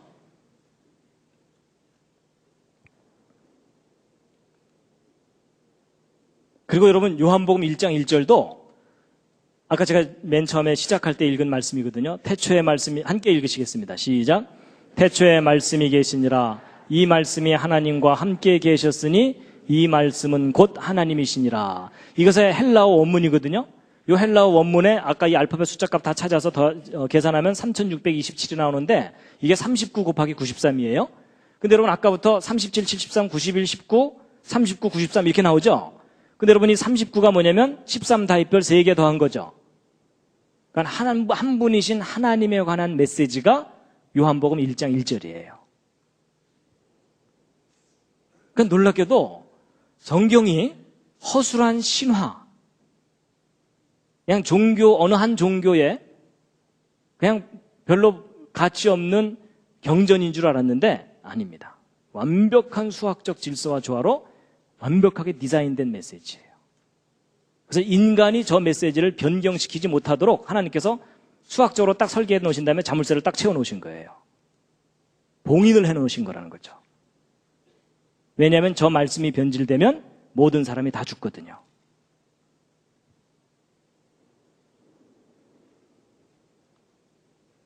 자, 여러분, 오늘 길게 말씀드렸지만 요점은 참 간단합니다. 뭐냐면 하나님의 말씀이 우리를 살리는 완전한 말씀이라는 겁니다. 함께 읽으시겠습니다. 시작. 여호와의 율법은 완전하여 영혼을 소성케 하고 여호와의 증거는 확실하여 우둔한 자로 지혜롭게 하며. 아멘. 그래서 저도 부족하지만 무슨 결심을 하냐면요, 하나님의 말씀이 나를 변화시켜야지 내가 하나님의 말씀을 변화시키려고 그러면 안 된다, 저그 생각합니다. 보통 사람들이요, 또 많은 신학자들이 하나님의 말씀을 변화시키려고 그래요. 시대에 맞게. 아닙니다. 하나님의 말씀이 우리를 변화시켜야 됩니다. 마지막 꽃다발입니다.